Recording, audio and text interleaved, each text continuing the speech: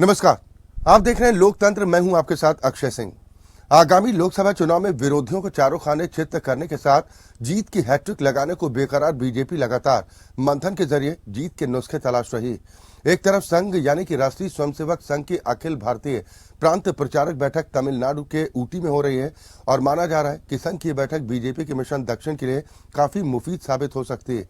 तो वहीं पसमानदा मुसलमानों तक अपनी पहुंच को और मजबूत करने के लिए बीजेपी ने अपनी रणनीति को धार देने का फैसला किया है, जिससे विरोधियों के मंसूबों को ध्वस्त किया जा सके। दरअसल बीजेपी की कोशिश है कि तुष्टीकरण नहीं, हमें तृप्तिकरण के रास्ते पर आगे बढ़ना है।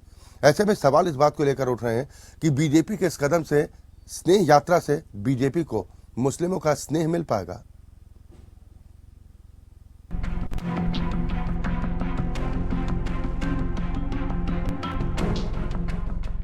मिशन 2024 बीजेपी का नया दांव। बीजेपी के लिए संघ खोलेगा दक्षिण का द्वार।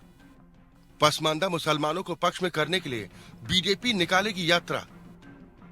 दक्षिण में कर्नाटक का इकलौता दुर्ग गंवाने के बाद बीजेपी तमिलनाडु और तेलंगाना जैसे राज्यों में सियासी जमीन बनाने की कोशिश में जुटी है। बीजेपी के मिशन साउथ के बीच राष्ट्रीय स्वयंसेवक संघ की 3 दिवसीय अखिल भारतीय प्रांत प्रचारक बैठक हो रही है। संघ की ये बैठक तमिलनाडु के नीलगिरी जिले के ऊटी में हो रही है, जिसमें शामिल होने के लिए संघ के तमाम बड़े नेता तमिलनाडु पहुंचे हैं। वैसे तो संघ की ये बैठक हर साल होती है, लेकिन लोकसभा चुनाव से पहले तमिलनाडु में आयोजन की वजह से इसके सियासी मायने तलाशे जाने लगे। जानकार मानते हैं कि संघ की ये बैठक उनके अपने संगठन और संगठन से जुड़े कार्यों को लेकर है, लेकिन संघ जब अपने स्तर पर कुछ करता है तो उससे जुड़े संगठनों को फायदा होता है। साल 2017 में पहली बार संघ की प्रांत प्रचारक बैठक तमिलनाडु में हुई। इसका प्रभाव 2021 के चुनाव नतीजों में देखने को मिला। बीजेपी 3 चुनाव का सूखा खत्म कर 4 सीटें जीतने में सफल रही थी। संघ की इस बैठक के एजेंडे में शाखा विस्तार की योजना भी है। तमिलनाडु में संघ की शाखाओं का विस्तार होता है तो निश्चित रूप से बीजेपी को लाभ होगा। इससे दक्षिण के इस सूबे में बीजेपी को सियासी जमीन तैयार करने में मदद मिल सकती है। दक्षिण भारत का सियासी गणित। दक्षिण के 5 राज्यों में लोकसभा की कुल 128 सीटें, अकेले तमिलनाडु में लोकसभा की 38 सीटें, कर्नाटक में लोकसभा की 28 सीटें, आंध्र प्रदेश में लोकसभा की 25 सीटें, तेलंगाना में 17, जबकि केरल में लोकसभा की 20 सीटें। बीजेपी मिशन 2024 फतह करने के लिए किसी तरह की कोई चूक नहीं करना चाहती। यही वजह है कि दक्षिण के साथ बीजेपी ने अब पसमानदा मुसलमानों के बीच अपनी पैठ को पुख्ता करने के लिए उनके बीच पहुंचने का फैसला किया है। अल्पसंख्यक समुदाय, खासतौर पर पसमानदा मुसलमानों तक सरकार की योजनाओं को पहुंचाने और उन्हें अपने पक्ष में करने के लिए देशव्यापी यात्रा शुरू करने जा रही है। पार्टी का अल्पसंख्यक मोर्चा यात्रा निकालने की तैयारी में है, जिसे सम्मान के साथ उत्थान के लिए पसमानदा स्नेह यात्रा नाम दिया गया है। देश के पूर्व राष्ट्रपति स्वर्गीय डॉक्टर एपीजे अब्दुल कलाम की पुण्यतिथि यानी 27 जुलाई से इस यात्रा का शुभारंभ होगा। इस यात्रा के जरिए बीजेपी देश के उन 65 लोकसभा क्षेत्रों में पहुंचने की तैयारी में है जहां 30% से ज्यादा अल्पसंख्यक आबादी है। यानी मिशन 2024 फतह करने और जीत की हैट्रिक लगाने के लिए बीजेपी हर मुमकिन कोशिश कर रही है। बीजेपी की नजर उन सीटों पर भी है जिनमें पिछले लोकसभा चुनाव में उसे हार का सामना करना पड़ा था। इसी के साथ अब दक्षिण में बीजेपी के लिए फिर से द्वार खोलने के लिए संघ कमान अपने हाथ में लेने जा रहा है। तो वहीं पसमानदा मुसलमानों के जरिए बीजेपी मुस्लिम समाज के लोगों को अपने साथ जोड़ने की पूरी तैयारी कर चुकी है। Bureau report, APN.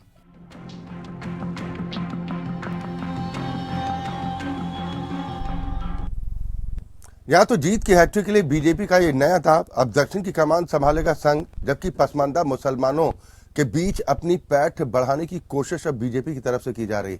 हम इसी पर चर्चा करेंगे। सभी खास मेहमान हमारे साथ जुड़ चुके हैं।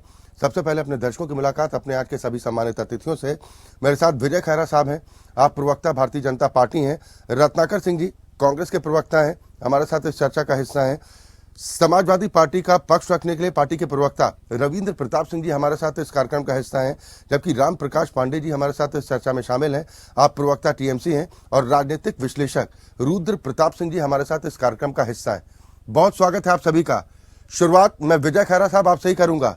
ये माने कि बीजेपी अब फुल इलेक्शन मोड में आ चुकी है।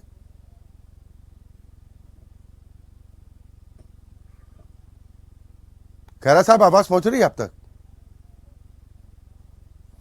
चले शायद उन तक आवाज नहीं पहुंच पा रही है, लेकिन रत्नाकर सिंह जी, मिशन 2024 फतह करने के लिए बीजेपी हर मुमकिन कोशिश करती दिखाई दे रही है। विपक्ष की क्या तैयारी? देखिए, भारतीय जनता पार्टी से आपने जो प्रश्न पूछा, पहले मैं उस प्रश्न पे आ जाता हूँ जी। शायद विजय खैरा जी को आवाज नहीं मिल पा रही थी, लेकिन मैं आपके प्रश्न पे मुझे उत्तर देना ज्यादा जी उचित बनता है, क्योंकि आप कह रहे थे कि भारतीय जनता पार्टी चुनाव की तैयारी कर रही है। आपको अच्छे ही ये नहीं लगता है कि भारतीय जनता पार्टी 24/7 365 जो है चुनावी मोड में ही रहती है। चाहे तो ये कहीं चुनाव में प्रचार प्रसार में जुड़े रहते हैं, चाहे कहीं पे ऑपरेशन लोटस चलाना हो तो वहां पे लगे रहते हैं, चाहे किसी पार्टी को तोड़ना होगा तो वहां पे लगे रहते हैं। तो ये 365 डेज और जो है ये चुनावी मोड में ही रहते हैं और सत्ता लोलुप ये भारतीय जनता विपक्ष इसी बात से डरता है क्या रत्नाकर भाई? आप लोग इसी बात से डरते हैं क्या? आप लोग इसी बात से डरते हैं क्या कि बीजेपी हर वक्त इलेक्शन मोड में? अक्षय जी मैं इससे क्यों डरेगा आदमी, ये बताइए। ये लोकतांत्रिक देश है, लोकतांत्रिक प्रक्रिया के तहत जो है चुनाव होता है जी। आप चुनाव के बाद कितना भी जोड़ तोड़ कर लीजिए, ऑपरेशन लोटस चला लीजिए, पार्टियों को तोड़ लीजिए, लेकिन अंततोगत्वा जनता की अदालत में जब आप जाएंगे तो जनता ही जनार्दन होती है और वह निर्णय लेती है चरित्र के अनुसार, पार्टियों के चरित्र के अनुसार जनता निर्णय लेती है। आपने देखा कि कर्नाटका में किस तरह जनता ने निर्णय लिया। ये वहां पे भी ऑपरेशन लोटस के तहत सरकार बनाए थे, जनता ने कैसा धूल चढ़ा दिया इनको। तो जनता है वो जवाब देगी। आप मूलभूत जनता के मुद्दों पे आप काम नहीं करेंगे, महंगाई पे काम नहीं करेंगे, बेरोजगारी पे काम नहीं करेंगे, आप किसानों की आमदनी पे काम नहीं करेंगे, आप जोड़ तोड़ की राजनीति से, ध्रुवीकरण की राजनीति से कब तक सत्ता शासन आप हासिल करेंगे? आज 9 साल में लोग पूछ रहे हैं कि आपने ध्रुवीकरण के अलावा आपने हमारे लिए किया क्या? आज देख लीजिए, लोगों के घरों में टमाटर तक नसीब नहीं हो रहा है। 150-200 रुपए किलो टमाटर के भाव हो गए हैं। तो आप समझ सकते हैं कि भारतीय जनता पार्टी को जनता के हितों से कोई सरोकार नहीं है, सिर्फ और सिर्फ भारतीय जनता पार्टी को सत्ता से सरोकार है, जिसके लिए वो जोड़ तोड़ ऑपरेशन लोटस हर चीज करेगी। ठीक है, आपके सवाल पर ही जवाब विजय खैरा साहब क्या देना चाहेंगे? वो कह रहे हैं कि मुस्लिमों के बीच जाने, स्नेह यात्रा निकालने से नफरत का माहौल खत्म हो जाएगा क्या? देखिए, वो नफरत का माहौल जो कांग्रेस ने मुसलमान और हिंदू के बीच में पैदा किया 60 साल में, वो तो हम नहीं भर पाएंगे जल्दी। क्योंकि जितना ये अपीजमेंट करते गए मुसलमानों का, जितना उनका अधिकार बढ़ाते गए और हिंदुओं के कम करते गए, जिसकी वजह से हिंदू 60 साल बाद आज सोच रहा है इस बारे में कि हमारे साथ अन्याय हुआ है। अब वो अन्याय हमसे 2-4 साल में सोचो हिंदुओं के साथ जो अन्याय हुआ वो तो मैं दूर नहीं कर पाऊंगा। रहा ये खाई और दंगा और हिंदू मुस्लिम को दूर करना, मंदिर पर टैक्स लगाना, मस्जिद को माफ करना, ये सब जितनी हरकतें कांग्रेस ने की उसका फल भुगत रहे हैं। अभी भी वक्त है सुधरने का। हम चाहते एक जिम्मेदार विपक्ष को, अगर ये मोदी जी के छूट पर बहस करना चाहते हैं और उनकी पत्नी क्यों बाहर रहती है, तो इनका काम है। इन्हें बेरोजगारी पे नहीं करना, मुद्दा तो चलाते हैं, बहस करने आते नहीं है। अब बाद में दुनिया भर की बातें ढकने के लिए कहीं कोर्ट चले जाएंगे, कभी संसद, कहाँ तक गिनाए इनको नहीं। लेकिन खैरा साहब, अब बीजेपी की कोशिश है कि अल्पसंख्यक समुदाय के बीच में भी अपनी पैठ बढ़ाई जाए, और प्रधानमंत्री जी ने तो ये तक कहा था कि तुष्टीकरण नहीं, हमें तृप्तिकरण के रास्ते पर आगे बढ़ना है। लेकिन आम मुसलमानों के बीच में ये धारणा है, वो बीजेपी को हिंदुओं की पार्टी मानते हैं। शक शुबह के चलते यही वजह की खुलकर समर्थन करने से कतराते हैं। तो सवाल यह है कि विश्वास कैसे पैदा कर पाएंगे? देखो, जिस नेता के नेतृत्व में हमें आजादी मिली थी, सबसे बड़ा नेता महात्मा गांधी था जी। महात्मा गांधी ने जो जो प्रिस्क्राइब किया था कांग्रेस के लिए, वो एक पर नहीं चली। सबसे पहला था कि गरीब के आंसू पहुंचने के लिए जी। वो गरीबी इंदिरा जी भी नहीं हटा पाई, कह के आज भी थी। अब विश्व संगठन की अब रिपोर्ट आई है कि पिछले 12-13 साल के अंदर भारी करोड़ों में कमी हुई है हिंदुस्तान में, पहली बात। दूसरी बात, आखिरी आदमी पहुंचना था तो पछतांदा मुसलमान को इन लोग क्यों छोड़ के चले? क्योंकि सारे के सारे रईस मुसलमानों के अधिकारों की तरफ बढ़ते रहे, उन्हें सुविधाएं देते रहे। अब गरीब मुसलमानों की खोज खबर मोदी ने ली है, इसीलिए पसमानदा मुसलमानों के पास तक नहीं। तो बीजेपी को पसमानदा मुसलमान इसलिए पसंद है कि संख्या बल में ज्यादा है, या फिर वाकई में उनकी जो हालत है उसको लेकर परेशान? चाहे ज्यादा है या कम है, ये तो राजनीतिक रूप से उन लोगों को सोचने के लिए छोड़ दीजिएगा। लेकिन फिलहाल ये है कि उनके साथ अन्याय हुआ है, भले वो ज्यादा संख्या में हो, भले वो आज भारतीय जनता पार्टी की तरफ देख रहे हैं कि आज ये लोग कुछ करेंगे, हम गरीब मुसलमान हम करेंगे। हमें तो खुद गरीब के घर तक पहुंचना है, चाहे हिंदू मुसलमान हो, चाहे कोई भी हो। हमने घर बनाए, हमने शौचालय बनाए, हमने सड़कें बनाई। ठीक है। रविंद्र प्रताप सिंह जी क्या किया, वो कह रहे हैं कि अब मतदाता जागरूक हो चुका है, अब किसी के झांसे में आने वाला नहीं है, वो सही और गलत का फैसला खुद कर सकता है। ऐसा कर चुका है, जो आप कह रहे हैं ऐसा कर चुका है, देश में कर चुका है जी। पंचायत चुनाव नागपुर में कर चुका है, एनसीडी चुका है, देश में हुए उपचुनाव में कर चुका है, मेघालय में कर चुका है जी, अंधेरी विधानसभा सीट पे कर चुका है, अभी पश्चिम बंगाल की पंचायत चुनाव में कर चुका है। तो मतदाता यार जिन्होंने ले चुका है और उससे मैंडेट दे चुका है। वो कह रहे हैं कि हम रामपुर आजमगढ़ भी ले चुके हैं, जहाँ पर एक छत्र राज चला करता था। रविंद्र प्रताप सिंह जी, हम मुख्यमंत्री आदित्यनाथ की सीट भी ले चुके हैं, उप मुख्यमंत्री केशव प्रसाद मौर्य की भी लोकसभा की सीट ले चुके हैं। अब आते हैं इनकी मुस्लिम प्रेम की बात जी। ये संगठन आरएसएस का गठन ही मुसलमानों के विरोध में हुआ था, और मुसलमानों के विरोध में इस हद तक जाते हैं भारतीय जनता पार्टी और संघ वाले कि पूज्य महात्मा गांधी जी की हत्या को भी सही ठहराते हैं। फिर इन्हीं के बारे में सरदार पटेल जी ने एक चिट्ठी लिखी थी, जब इनके ऊपर बैन कर दिया गया था तो सरदार पटेल जी ने एक चिट्ठी लिखी थी गुरु जी को 11 सितंबर 1948 को कि आपत्ति आप पर इस बात की है कि आप बदले की भावना से मुसलमानों पर हमला करते हैं। पुराना रिकॉर्ड है इन लोगों का। नहीं, पुराना रिकॉर्ड तो फिर ये भी कहता है ना रविंद्र प्रताप सिंह जी कि साथ सम्मान परेड में भी बुलाया गया था, निमंत्रण दिया गया था, बैन भी हटाया गया था। जो शब्द कहा गया था कि मुस्लिम विरोधी है उसी पे कोट कर रहा हूं मैं। आगे एक जो शब्द लेके पसमानदा ये आए हैं, ये कहां से आया? पवित्र कुरान में नहीं है, हदीसों में नहीं है, किसी इस्लामिक धर्म ग्रंथ में नहीं है। ये नया शब्द इन्होंने कहां से खोज लिया? क्योंकि इनको ये तो तुष्टीकरण की राजनीति के आरोप तो आप पर भी लगते हैं, आपकी पार्टी पर। सर, आपके यहाँ तो बाकायदा फैक्टर चलता था एमवाई का मतलब क्या होता था? आप पवित्र कुरान की बात कर रहे हैं, बिल्कुल कीजिए कि पवित्र कुरान में कहीं पर भी पसमानदा का जिक्र नहीं है, लेकिन रामचरितमानस को अगर आपकी पार्टी के नेता गाली देते हैं तो ये तुष्टीकरण नहीं है। किसने गाली दिया है? अरे सर, और क्या होता है? रामचरितमानस का अपमान करना स्वामी प्रसाद मौर्य कौन है? गाली क्या दिया गया है? स्वामी प्रसाद मौर्य कौन है? अपमान करना क्या कहते हैं? गाली क्या दिया है ये मैं पूछ रहा हूँ आपसे। सर, अपमान करना क्या होता है? आप गालियां ही है ना, कि गालियों के उन शब्दों का इस्तेमाल ही किया जाए। आप उसको मतलब अगर सीधे नहीं कोट कर सकते, इनडायरेक्ट कोट करिए। क्या गाली दिया था उन्होंने? आप बताते हैं कौन गाली दिया है? नहीं तो सर आप बताइए ना। उन्होंने दिया है सर, नफरत फैलाती, रामचरितमानस नफरत फैलाती है। ये शब्द नहीं कहा था, मैं अभी बता दूंगा क्या कहा था। अब गाली दिया है संघ के प्रमुख मोहन भागवत ने। उन्होंने कहा है कि हिंदुओं के सारे धर्म ग्रंथ में छेड़छाड़ हो गई है, धर्म ग्रंथ फिर से लिखा जाना चाहिए। ये है भारतीय जनता पार्टी की सोच। गाली दिया मोहन भागवत ने भारतीय व्यवस्था को, कह दिया कि जाति बनाई किसने है? ब्राह्मणों ने बनाई है। तो ये इनकी सोच है। तो जातिगत जनगणना की बात तो आपकी पार्टी करती है। मैं राम प्रकाश पांडे जी आपके पास आऊंगा। एक दूसरे पर आरोप मर दिए जाते हैं कि भाई सामने वाला तो तुष्टीकरण की राजनीति करता है, हम तो सर्वधर्म संभाव की बात करते हैं, लेकिन जहां पर बात आती है सत्ता तक पहुंचने की, साम दाम दंड भेद किसी चीज से गुरेज नहीं करते हैं, कोई भी दल हो। देखिए, अब वो तो साफ नजर आया कि भाजपा पसमानदा एक और लेके आके कि मुसलमानों में एक डिवीजन करके एक और नया रूप निकाल देना, जहाँ कुरान में कहने की तो तुष्टीकरण की राजनीति करने में भाजपा से कोई आगे नहीं है। जो हिंदुओं को लेके हमेशा आगे चलती रही, अभी देखिए कि 24 महीने की डवाडोल है, तो अब मुसलमानों में भी एक नया रूप निकाल दिया।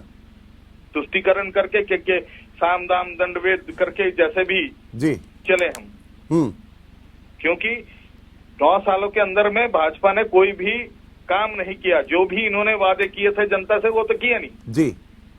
बेकारी बढ़ती गई, महंगाई बढ़ती गई है। गैस के दाम तो आप देख रही हैं, डीजल पेट्रोल के दाम देख रही हैं, चरम सीमा पर छुई हुई है। तो जनता ने उसका जवाब देना चालू किया है।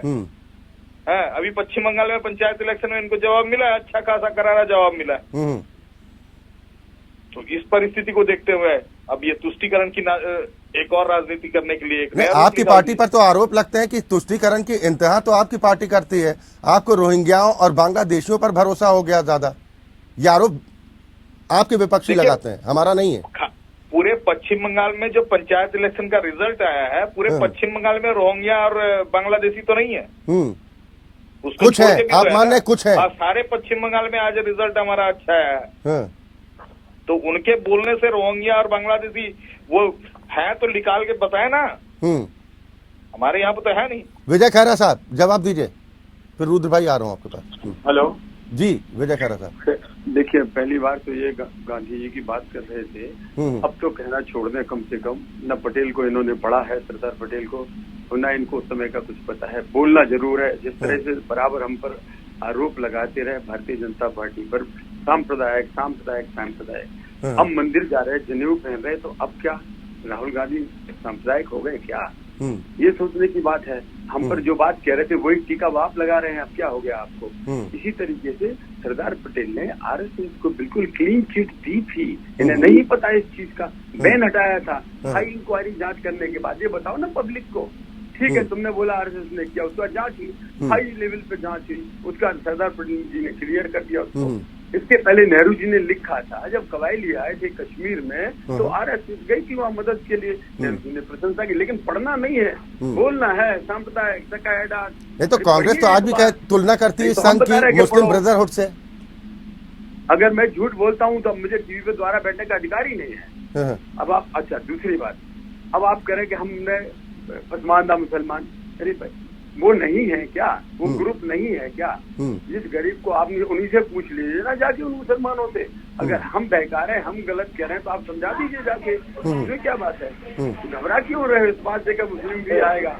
नहीं आएगा तब भी हम जीते, नहीं आया आपकी नजर में तो दोबारा और ज्यादा वोटों से हम जीते, मोदी फिर जीते अपने काम की दम पे। काम और विकास और सबका विकास सबके साथ। मुसलमानों का भी हुआ है, उनके गलियों में भी सड़कें बनी है, उन्हें भी शौचालय मिले, मकान मिले, गैसें मिली, गैस मिली है, तो इसलिए हमें चिंता नहीं है इस बात की। हमें तो और ज्यादा सीटें आनी है। अब दक्षिण का एक लौता दुर्ग जो भारतीय जनता पार्टी के हिस्से में था, कर्नाटक, वो तो कांग्रेस ने छीन लिया। तो क्या अब आपको लगता है कि संघ की जो अब कवायद की जा रही है, हालांकि वार्षिक इस तरह की प्रांतीय बैठक वहां पर होती रहती है, लेकिन चुनाव के ऐन वक्त पहले इस तरह की बैठक जिसके सियासी मायने तो जरूर निकाले जाएंगे? देखिए अक्षय जी, सबसे बड़ी बात ये है यहाँ पर कि जैसे बीजेपी बड़ी पार्टी है तो उसकी बड़ी मजबूरियां भी हैं। जैसे अभी बात हो रही थी कि मतलब 12 महीने वो चुनाव मोड में रहती है, तो उसकी मजबूरी है चुनाव मोड में, या नहीं रहेगी तो चुनाव कैसे होगा? क्योंकि इस देश में कब ऐसा है कि जब चुनाव नहीं होता है।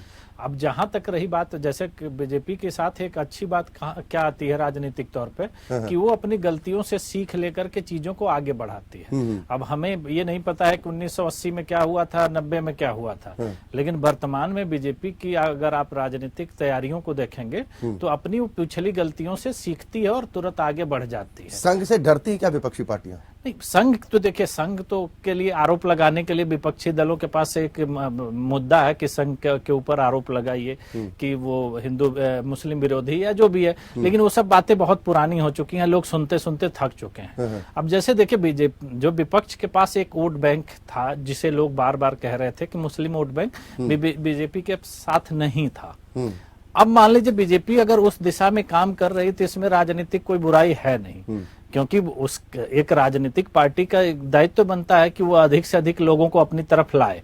अब वो किस तरह से लाती है वो उसका एक अपना तरीका हो जाता है। नहीं तो ये स्टेप बाय स्टेप है क्या कि पहले ट्रिपल तलाक लाना, जिसमें कुछ हिस्सेदारी तो वोटों की बढ़ी थी मुस्लिम महिलाओं की, जी बिल्कुल, पसमानदा मुसलमान धीरे धीरे एक एक कदम आगे बढ़ रहे हैं। देखिए यही तो हम कह रहे हैं कि आप एक ही मुद्दे को कितने दिन तक चलाएंगे? आपको नई नई चीजें लानी पड़ेंगी, क्योंकि बीजेपी एक पूरे देश में उसको चुनाव लड़ना होता है। अब विपक्ष में तो कोई पार्टी है वो अपने प्रदेश से बाहर ही नहीं जा रही तो उसी मुद्दे को रगड़ रही है। लेकिन अगर दक्षिण में बीजेपी को जाना है तो उसको पता है कि उसको वोट बैंक कहां से कलेक्ट करना है, और अगर उसके लिए वो काम कर रही है तो कोई उसमें बुराई नहीं है, चाहे वो पसमानदा की बात हो या किसी भी तरह की बात हो। क्योंकि जब तक, अब आप भूल चुके हैं कि चुनाव 2024 में है, अब 1948 में क्या हुआ था या 1950 में क्या हुआ था लोग बहुत पहले भूल चुके हैं। अब आज बात करना पड़ेगा आपको कि 2024 में क्या हो रहा है, 2024 की तैयारियां क्या है। अगर विपक्ष इन चीजों पर नहीं आएगा तो बीजेपी एक एक नए, अभी जैसे देखिए यूसीसी का मुद्दा आया था, पूरा विपक्ष उसी पे कूद रहा है। अब एक पसमानदा, बीजेपी मुद्दा दे रही है ना, वो बना रही है ना मुद्दा, विपक्ष मुद्दा क्यों नहीं बना पा रहा है? अगर आप विपक्षी दल हैं, आप भी मुद्दा, अगर महंगाई बेरोजगारी इस देश में मुद्दा नहीं बन पा रहा है तो उसका कारण कौन है? जो आवाज बुलंद होनी चाहिए थी वो आवाज विपक्षी नहीं सुनाई। अब एक छोटा सा मैं आपको एग्जाम्पल दे रहा हूँ कि आज टमाटर महंगा है तो पूरा देश चिल्ला रहा है टमाटर महंगा है। यही टमाटर महाराष्ट्र में फेंके गए थे, किसी के मुंह से आवाज निकली थी? पूरा किसान ला करके टमाटर फेंक दिया क्योंकि उसके मूल्य नहीं मिल रहे थे। तब देश ने, तो मुद्दा बनाने के लिए आप, ऐसा नहीं है कि मुद्दा जो आपको दिख रहा है उसको बना लीजिए। विपक्षी पार्टी की जिम्मेदारी होती है कि जो मुद्दे जनता से जुड़े हुए हों उसके मजबूती से उठाए और उसके साथ चले। राजनीतिक चपलता की जरूरत जी जी, और वो भी बीजेपी के सामने तो आप मौका दे ही नहीं सकते। एक ब्रेक के लिए सर हमें रुकना है, लेकिन ब्रेक के उस पार वापस बात करें। बीजेपी की जो फुल इलेक्शन मोड में दिखाई दे रही है, संघ अब दक्षिण की कमान अपने हाथ में लेने जा रहा है, तो बीजेपी की नजर अब पसमानदा मुसलमानों पर, इसी पर हम चर्चा कर रहे हैं। सभी खास मेहमान हमारे साथ बने हुए हैं। मैं रत्नाकर भाई आपके पास ही आऊंगा। ब्रेक पर जाने से पहले जो हम चर्चा कर रहे थे रविंद्र प्रताप सिंह जी के साथ, क्या कांग्रेस की नजर में आरएसएस आतंकी संगठन है आज भी?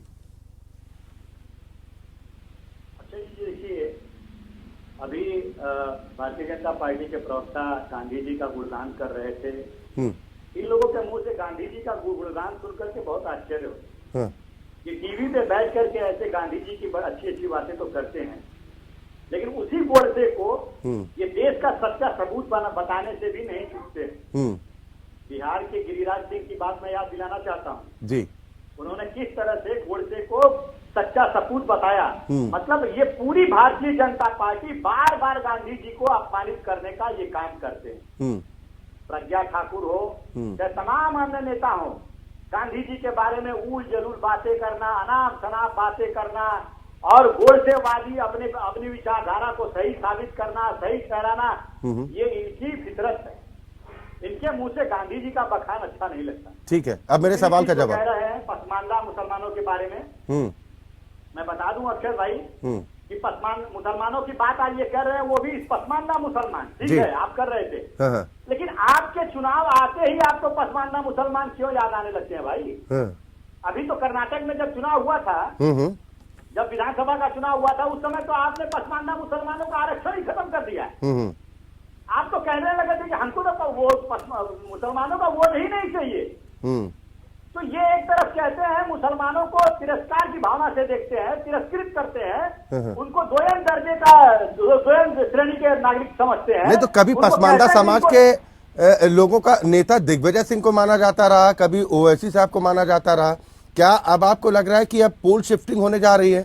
क्योंकि जिस तरीके के रिएक्शन अब बीजेपी की तरफ से और पहुंच की कोशिश की जा रही है, क्या आपको लग रहा है कि ये मुमकिन हो सकता है? देखिए, आज सबसे बड़ा प्रश्न ये है कि नेता कौन है, ये प्रश्न नहीं है। प्रश्न ये है कि पसमानदा समाज या मुसलमान समाज जो सताया गया है इस भारतीय जनता पार्टी के साथ। तो बीजेपी तो आरोप लगा रही कि आप ही लोगों ने अत्याचार किया, कभी उनको आगे बढ़ने नहीं दिया, तुष्टीकरण की राजनीति, और वो कह रहे हैं कि हम तृप्तिकरण की राजनीति पर बढ़ रहे हैं। आप एक प्रश्न पूछा, उसका जवाब दे लेने दीजिए, उसके बाद आपके दूसरे प्रश्न का जवाब दे। ठीक है।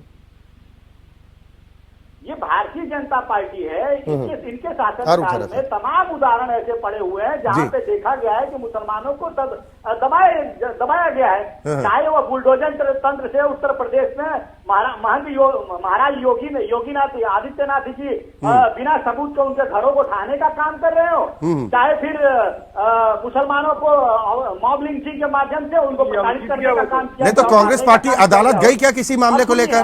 अक्षय भाई दूसरा तीसरा प्रश्न करने से पहले आपके प्रश्नों का जवाब दे लेता हूं। सर मेरे सवाल का जवाब ही तो नहीं आ रहा, तभी तो मैं बीच में टोक रहा हूं। सर सवाल तो हमसे मैंने आपसे पूछा क्या कांग्रेस की नजर में आरएसएस आतंकी संगठन है? आप पसमानदा से लेकर तमाम बातें कर गए। लेकिन उस पर नहीं कोई रिएक्शन दिया।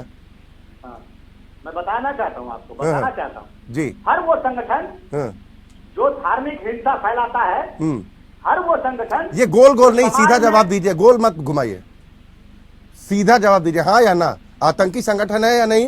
क्योंकि आपकी पार्टी के पूर्व राष्ट्रीय अध्यक्ष राहुल गांधी विदेश में तुलना कर चुके हैं मुस्लिम ब्रदरहुड से आरएसएस की, आप सहमत हैं? देखिए, आप आरएसएस का इतिहास उठाकर देख लीजिए, जवाब नहीं है। और आप नहीं, आप पहले पूरी बात सुनिए, आप पूरी बात सुनिए, मैं जवाब भी दे रहा हूँ, आपके हाँ ना में जवाब नहीं दे सकता मैं। जी जी, ठीक है। आप आरएसएस का इतिहास उठाकर देखिए, आरएसएस ने क्या किया इस देश के लिए? क्या कोई आरएसएस राष्ट्रवादी संस्था है जो राष्ट्र के लिए उन्होंने कोई कुर्बानी दी है? तो देश के पूर्व प्रधानमंत्री जवाहरलाल नेहरू साहब गलत थे। अच्छा भाई, आप अगर प्रश्न पूछते रहेंगे तो मैं जवाब नहीं दूंगा, फिर मैं डिबेट से हट जाता हूँ या चुप रहता हूँ। चले नहीं, बात पूरी कर लीजिए, लेकिन सवालों पर जवाब दीजिए। आप प्रश्न पूछ लीजिए, मैं चुप रहता हूँ। चलिए आप पूछ लीजिए, फिर एक ही बार जवाब नहीं, आप जवाब दे दीजिए। बात शुरू करता हूँ।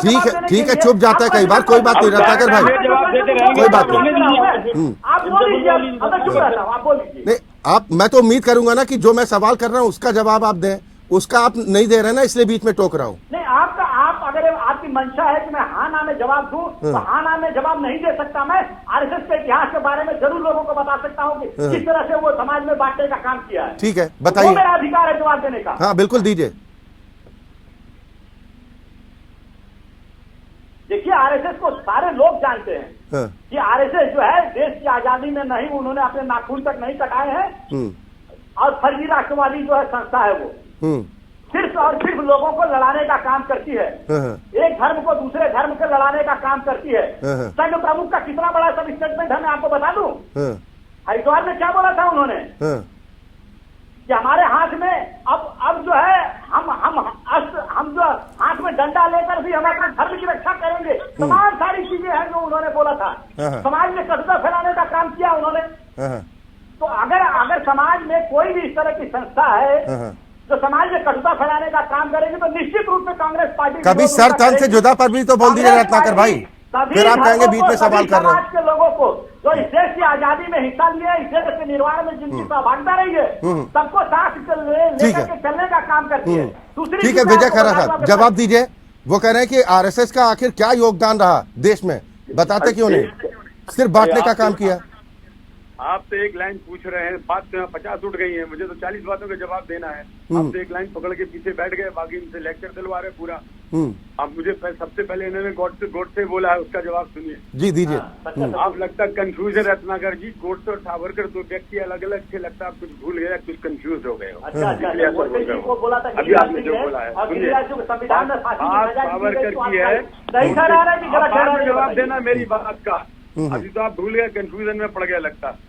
बात सावरकर की है, लड़ाई सावरकर के लिए थी, सावरकर जी की इंदिरा जी ने बहुत बताइए, सच्चे सबूत है कि नहीं है? सुनो, बताइए, एक मिनट आप सुनिएगा। सबूत है कि नहीं है? आपके रत्नाकर जी, ये तरीका नहीं है, बोला, ये तरीका नहीं है, आप इनसे करवा बताइए, वो सच्चे सबूत है। नहीं रत्नाकर भाई देखिए, आपके बीच में उन्होंने नहीं टोका, सुन लीजिए।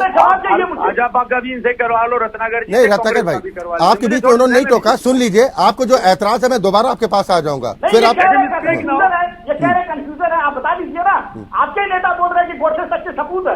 अरे बता रहा हूं, ठीक है, सुन तो लीजिए, सुन तो लीजिए, वो जवाब दे रहे। खैरा साहब जवाब दीजिए। आप बता नहीं सकते, आप जवाब नहीं दे सकते। अगर हम भाषा इस्तेमाल करेंगे आपको बुरा लगे, बदतमीजी है। ठीक है, नहीं उलझिए मत, एक दूसरे से उलझिए मत, उलझिए मत। आप सभा ज्वाइन कर लो, आप कांग्रेस ही नहीं बन सकते, आप सभा में जाइए, क्योंकि आपको मैनर। देखिए, आप दोनों मेहमानों से देखिए, आप सभी हमारे लिए सम्मानित हैं, आप सभी मेहमान हमारे लिए सम्मानित हैं। व्यक्तिगत एक दूसरे पर आक्षेप मत कीजिए प्लीज। रत्नाकर भाई मैं आऊंगा, उन्होंने आपको धैर्य से सुना, आप सुन लीजिए। अगर जहां आपत्ति है मैं आपको पूरा अवसर दूंगा, प्रॉमिस। नहीं, जब बकवास कर रहे हो तो बोल, सुनने का मत रखो। नहीं खैरा साहब आइए प्लीज, प्लीज मुद्दे पर आइए, मुद्दे पर। सबूत है कि नहीं है? अब सब बीच में डिस्टर्ब कर रहे हैं, आप कंफ्यूज हो। अब बाद में जवाब देना चाहता हूँ, जैसे राहुल गांधी आपका कंफ्यूज है, आप कंफ्यूज हो। ठीक है रत्नाकर भाई, सुन तो लीजिए, तभी तो राय पहुंच पाएगी आप तक। सुन तो लीजिए उनको। ध्यान से सुनिए, एक एक बात का जवाब सुनिए। रत्नाकर भाई देखिए, आज जनता बहुत समझदार हो चुकी है। जब इस तरह की स्थिति चर्चा में बनती है ना, तो लोग समझते हैं कि क्या गुमराह करने की कोशिश तो राजनीतिक दल नहीं कर रहे हैं। अरे बारी बारी से अपनी बात रख लीजिए, पूरा अवसर दूंगा मैं, अन्याय किसी के साथ नहीं होगा, प्लीज। उन्होंने आपको सुना, उनको सुन लीजिए, फिर मैं आपके पास आ जाऊंगा। खैरा साहब, हमने आराम से सुना। मैं ये कह रहा हूँ, आप कंफ्यूज नहीं है तो आप बता देना, हम तो प्रमाण कर रहे हैं ना आपसे जी। सुनिए आप एक एक करके। गोडसे का जहाँ तक सवाल है, कभी भी भारतीय जनता पार्टी के एक नेता ने भी आज तक ये नहीं कहा कि गोडसे सही था, पहली बात। दूसरी बात, जब गोडसे के लिए Pragya ji member of parliament from Bhopal Bharatiya Janata party, जब उन्होंने ये बात बोली थी गांधी मोदी जी ने नहीं कहा कि मैं मन से कभी माफ नहीं कर पाऊंगा। सुन लीजिए रत्नाकर भाई, आप बुला ले तो फिर हम बदतमीजी करेंगे इनके साथ। आप क्यों आते हो? नहीं प्लीज ये मत कीजिए, चार लोग और भी बैठ कर सुन रहे, तमीज रखो सुनने का।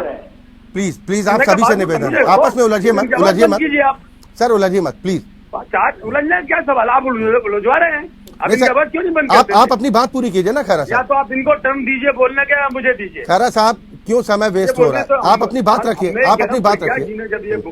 प्रज्ञा जी ने जब ये बोला था, उस समय प्रधानमंत्री मोदी जी ने ये कहा था प्रज्ञा जी के बोल माफी योग्य नहीं है, और उन्हें जितनी कमेटी आती सब कमेटी से हटा दिया था, नंबर एक। दूसरी बात, इन्होंने ये बोली थी, अभी आपने शायद बोली, दिग्विजय सिंह माइनॉरिटी के नेता हैं। माइनॉरिटी के नेता होते तो फट्टा साफ नहीं करते 2 बार। माइनॉरिटी का नेता इनके पास था अर्जुन सिंह, और वो चला गया। दिग्विजय सिंह ने उनकी कॉपी करके जरूरत से ज्यादा अपीजमेंट में दौड़ गए, ये मुस्लिम से इनको छोड़ के चला गया, इसलिए इनका भट्टा गोल हो गया। बार बार ये आरएसएस करके, आरएसएस को जनता ने समझ लिया। मैंने आपसे पहले बताया, आरएसएस को क्लीन चिट पटेल साहब ने दे दी थी। उसके बाद आप सांप्रदायिक कहते रहे, और अब सांप्रदायिकता में भी आप पीछे हट गए। जब मंदिर बनने का सवाल आया, आपने खूब विरोध किया। कांग्रेस पार्टी अपने कर्म भुगत रही है। रहा गांधी जी की एक बात ये कर रहे थे, तो सवाल ये है कि गांधी जी का नाम से मतलब नहीं है, नाम आप ले हम ले। सवाल है क्या गांधी जी के बताए रास्ते पे कांग्रेस 60 साल चल गई? सवाल यहाँ है। वो पूछ रहे हैं, आप भी कहाँ चल रहे हैं? क्या तुम रेलवे के किनारे लाखों लोग सवेरे से उठ के शौचालय करते तो उन्हें रोक पाए? ये मोदी ने रोका है। ये इसके बाद सवाल इसका है, आप गरीब के घर में गैस सिलेंडर पहुंचा पाए? नहीं पहुंचा पाए। ये नरेंद्र मोदी पहुंचा पाए। सवाल इन बातों का है। आप गरीबों को मकान नहीं दे पाए, हमने करोड़ों में मकान आवास बना डाले।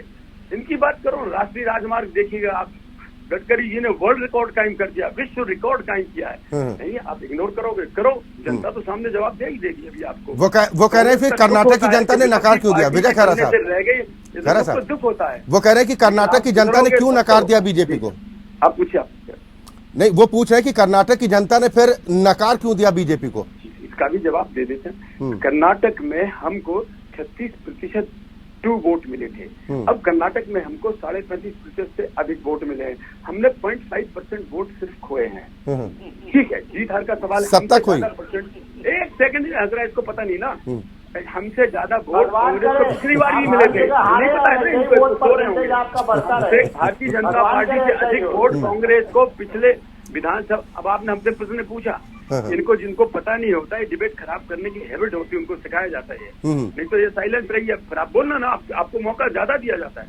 हमने बताया कर्नाटक में कांग्रेस पार्टी को पिछली विधानसभा में हमसे अधिक वोट मिले थे, फिर भी सरकार हमारी इसलिए बनी थी कि कैंडिडेट हमारे जा सकते थे।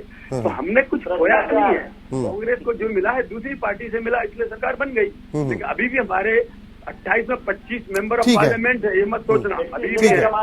ठीक है, लेकिन दक्षिण के 5 राज्यों की अगर बात करें तो 128 सीटें आती हैं, जहां पर बीजेपी अब संघ के भरोसे है। 138 सर, साउथ में 138। 5 राज्यों की सर मैं बात कर रहा हूं। एक और ब्रेक के लिए रुकना है। प्रताप सिंह जी आपके पास आऊंगा, क्योंकि ब्रेक पर जाने से पहले जो थोड़ी गर्मा गर्मी देखने को मिली थी विजय खैरा साहब और रत्नाकर सिंह जी के बीच में, मैं आपसे समझना चाह रहा हूं कि बीजेपी का ये पसमानदा कदम क्या आपको लगता है कि मुस्लिम राजनीति को एक नया मोड़ दे सकता है? देखिए, बीजेपी अलग अलग प्रकार के सब गढ़ती है, प्रकार के गढ़ती है जी। पहले तो एक बात बता दूं कि विजय खैरा साहब व्यक्तिगत हो जाते हैं। अभी इन्होंने ये कह दिया था कि कोई पढ़ा लिखा नहीं ना कोई पढ़ के आता है। अगर हम 6 लोगों में सबसे पढ़े लिखे ये हैं, ये बता दें कि भगवान शिव की पुत्री का क्या नाम था? अब ये पसमानदा समाज में जाएंगे तो मोहम्मद साहब जी के पिताजी का क्या नाम था? तीसरा अपना ये बता दें कि भारतीय जनता चले सर, आप सभी हमारे लिए सम्मानीय हैं, कोई छोटा कोई बड़ा कोई कमतर नहीं है, आप सब हमारे लिए सम्मानीय हैं। व्यक्तिगत टिप्पणी कर रहे हो तो रोकना चाहिए उनको। सर मैंने रोका, मैंने दोनों मेहमानों को बीच में रोका कि भाषा की मर्यादा बना कर रखें। आप लोगों से लोग उम्मीद करते हैं। नहीं, अब व्यक्तिगत उलझते नहीं, मुद्दे पर आ जाइए। रविंद्र सिंह जी ख्याल रखिए, विजय खैर अपनी उम्र का ख्याल रखिए। ठीक है रविंद्र सिंह जी, आप अपनी बात पर आ जाइए। एक भी शब्द ऐसा नहीं आपने बोला जो लिखित रूप से कभी साक्ष्य के रूप में उपलब्ध हो, और सबको आप अनपढ़ कर दिया आपने 6 आदमी को यहाँ पे। नहीं रविंद्र प्रताप सिंह जी, आ जाइए, मुद्दे पर आ जाइए। अब मैं आता हूँ पसमानदा समाज पे जी। पसमानदा कोई भी वर्ड नहीं है, ना भारतीय संविधान में लिखा हुआ है। ये भारतीय जनता पार्टी का एक प्रोपोगंडा है। इस नाम से एक एनजीओ बना था बिहार में जी, उसका नाम था पसमानदा मुस्लिम महाज। एनजीओ है एक ये जी, तो ये पसमानदा समाज करके इसको प्रचारित कर रहे हैं। और उसके संस्थापक थे अनवर अली अंसारी साहब। अब आते हैं, अगर ये पसमानदाओं को किस मुंह से अपने तरफ आकर्षित करेंगे, जिसको इन्होंने अपने मर्जी से क्लासिफाई कर दिया, ना तो उनका इस्लाम क्लासिफाई करता है ना तो संविधान क्लासिफाई करता है। इन्होंने कुछ जातियों को लेकर क्लासिफाई कर दिया, इस्लाम में जाति होती ही नहीं है।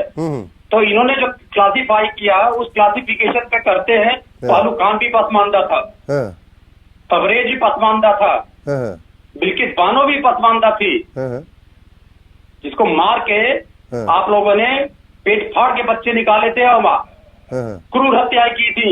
और उन हत्यारों को फिर आपने माननीय उच्चतम न्यायालय के आदेश पे आजीवन कारावास हुआ था, एक समिति बना के उनको निकाल के और ढोल बजाते और माला पहनाया था। और इसका जवाब एक बार तो मैंने दे दिया, जो राज्यों में चुनाव हुए, जरा उत्तर प्रदेश में देख लीजिए, पसमानदा चिल्लाने बिन की क्या दुर्दशा हो गई है। वो तो सरकार में 1900 वो तो सरकार में, आप कह रहे कि दुर्दशा हो गई। सुन ले, या तो आप बता दीजिए क्या दुर्दशा हुई या मैं बता दूं क्या दुर्दशा हुई। तो आप बताइए, नाराज क्यों हो रहे हैं? तो सुन लीजिए फिर। हाँ बताइए। 2019 में 50% वोट मिले, 2022 में 41% वोट मिले, और निकाय चुनाव में 30% वोट मिले। ये दुर्दशा है इनकी। लोकसभा के चुनाव में 10 सीट हार जाते हैं, विधानसभा के सीट में 57 चुनाव हार जाते हैं, और निकाय सीट में 30% पे सिमट के 8% वोट इनके घटते हैं, 3% समाजवादी के बढ़ते हैं, और ये सिमट जाते हैं 30% में।